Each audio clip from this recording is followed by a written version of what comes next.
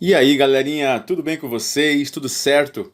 Bom, pessoal, nós vamos finalizar agora as aulas de ligações químicas. Nós já vimos ligações iônicas, ligações covalentes e agora a terceira e última, que são as ligações metálicas.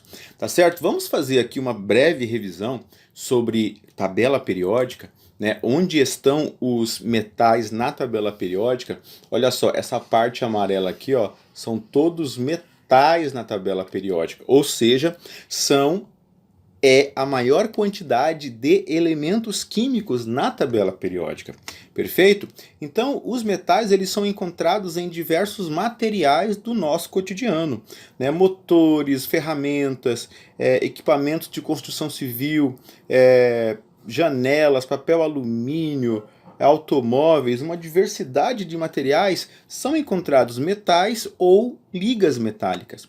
E eles têm todas essas propriedades que vocês viram quando vocês estudaram tabelas periódicas, né? Eles têm um brilho metálico, todos são sólidos, com exceção do mercúrio, que é líquido na temperatura ambiente, são excelentes condutores de calor, são excelentes condutores de corrente elétrica. Eles têm uma propriedade muito interessante que é a maleabilidade e eles também têm a ductibilidade. Tá? São propriedades bem interessantes, vocês já viram em tabela periódica, mas eu vou revisar nos próximos slides. Perfeito? Bom, então olha só, um dos pontos muito importantes dos metais é o ponto de fusão. Na maioria das vezes ele é muito alto, tá certo? Olha só o do ouro, 1064 graus, o do cobre, 1085 graus Celsius. O mercúrio, como ele é o único metal que é líquido na temperatura ambiente, ele tem uma temperatura de fusão muito baixa, menos 38,8 graus Celsius, mas a ebulição dele é alta, tá? Então são propriedades muito importantes que são características, elas caracterizam os metais. Perfeito? Uma outra propriedade que nós temos que revisar, que vocês viram lá nas propriedades periódicas, tá? É a eletropositividade, que também é chamada de caráter metálico. Tá? A eletropositividade ou o caráter metálico é a tendência que os átomos têm de perderem os elétrons lá da camada de valência, da última camada deles. Eles perdem esses elétrons e aí eles fazem o quê? Eles transformam-se em cátions, tá certo? Então, os metais, eles têm essa propriedade muito peculiar de transformar-se em cátion. Então, um átomo que é eletricamente neutro, ele perde o elétron e ele vira um cátion. Generalizando, na tabela periódica, os metais eles são muito eletropositivos e os não metais eles são pouco eletropositivos. Então, como o metal ele é muito eletropositivo, é uma característica intrínseca dele, a eletropositividade ela também pode ser chamada de caráter metálico. Então, um elemento que é muito eletropositivo, provavelmente ele é um metal, ou seja, ele tem um caráter metálico muito acentuado. Perfeito? Na tabela periódica, essa propriedade ela aumenta nesse sentido aqui, tá? De cima para baixo e da direita para a esquerda. Perfeito? Então, os metais que estão mais para cá vão ser aqueles que têm o maior caráter metálico. E os elementos que estão mais para cá, eles têm os menores caráter metálico, porque ela está aumentando nesse sentido aqui na tabela periódica. Perfeito? Bom, agora como que se explica as ligações metálicas? Existe uma teoria, tá, conhecida no mundo inteiro, chamada de a teoria do mar de elétrons. O que essa teoria diz? Ela diz que experimentos que foram feitos em raio-x, eles mostraram que os retículos cristalinos dos metais, eles são formados por um agrupamento de cátions que vai estar rodeado por um verdadeiro mar de elétrons. Esses elétrons das camadas de valências, eles não são atraídos por nenhum dos núcleos metálicos, por isso que eles ficam deslocalizados.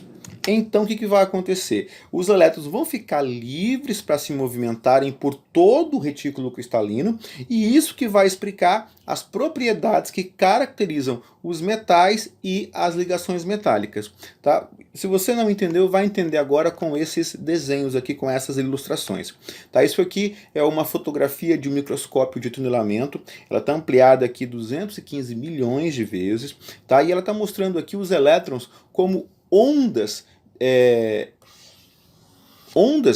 como se fossem ondas do mar mesmo, sobre a superfície de cristais de cobre, que é um metal. Então o elétron está se comportando como se fosse uma onda, tá? Olha aqui, nessa outra ilustração, você tem o elétron aqui da última camada, que ele não é atraído pelo núcleo, porque os metais eles são pouco eletronegativos e eles são muito eletropositivos. O que é isso? Eles não têm uma atração muito intensa pelos elétrons, pelo contrário, eles não estão nem aí para esses elétrons da camada de valência. Então eles perdem, todo mundo está perdendo, olha só, por quê? Metal não tem atração por elétron, ele tem uma repulsão por elétron na verdade. Tá? Então esse elétron fica livre, porque nenhum núcleo atrai ele, e ele fica circulando ali no meio do retículo cristalino dos metais, no meio dos núcleos dos metais, sem nada ligando ele, prendendo ele ali. Então ele tem essa circulação que vai permitir várias das propriedades dos metais, como por exemplo, a condução de corrente elétrica, a condução de calor. Aqui é a mesma coisa, o núcleo, você pode perceber que a camada de valência está livre, está vazia, porque o elétron saiu daqui, está circulando por ali livremente. Tá? Aqui é a mesma coisa, vários núcleos positivos dos átomos que perderam os seus elétrons, e os elétrons estão ali vagando livremente.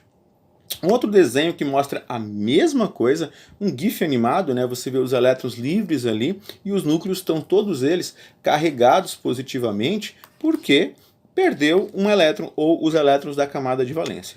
Tá? Isso é a teoria do mar de elétrons que explica a ligação metálica. Aqui nós temos uma ilustração em 3D, né? O núcleo verde ali, os elétrons preto, livres ali. E essa daqui, ela está mostrando uma trajetória, né, que os elétrons podem fazer, porque eles estão livres aqui no retículo cristalino e mostrando o núcleo positivo. Essa daqui, ela mostra o elétron não como pontos, mas como uma nuvem. Tudo isso aqui é o elétron. E eles giram tão rápido que eu não consigo pontualizá-los. Eles estão girando ali naquele meio e aí eles estão formando uma nuvem de elétrons que tem carga negativa. E os núcleos positivos. Perfeito? Bom, então essa teoria do mar de elétron, ela explica como que acontece a ligação metálica. Tá, agora eu vou mostrar para você uma animação num aplicativo chamado Crocodile Chemistry, tá, que você pode encontrar na internet. Tá, pode baixar também para computadores, não tem para outros dispositivos ainda. Também tem o Crocodile Physics, Crocodile Matemáticos, só você buscar que você consegue instalar. Tá, então eu vou vir aqui, vou pegar algumas vidrarias, tem ele em português também, tá gente? Vou pegar aqui um becker de laboratório, tá, vou pegar aqui 3 beckers para me ver 3 metais e mostrar para vocês. E aqui eu venho em Chemicals, metais, e aqui eu tenho amostras de metais. Vou pegar aqui o cobre, vou colocar aqui dentro o ouro e a prata, tá? E aí eu venho aqui para visualizar como que é a estrutura interna aqui, ó, do cobre, olha só. Tá? Você vê aqui o retículo cristalino e os elétrons estão livres por ali. Aqui o do ouro, a mesma situação, tá? E aqui a da prata, da mesma forma também. Perfeito?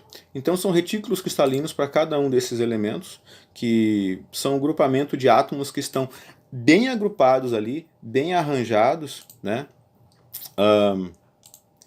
No estado sólido preferencialmente. Perfeito? Olha só nessa simulação aqui que interessante. Ali eu tenho vários átomos de metais, e aí o que acontece se eu pressiono, se eu faço uma força em pontos desse metal? Olha só. Vai acontecer um deslocamento desses átomos. Tá? Eles vão se deslocar e vão afinando, e eles não quebram a estrutura. Tá? Eles só vão afinando cada vez mais. Tá, voltando aqui. Então, se eu estou fazendo uma pressão sobre esses átomos aqui, olha só, nessa área aqui, o que acontece? Então esse átomo aqui vai pressionar esse. E esse aqui vai pressionar esse.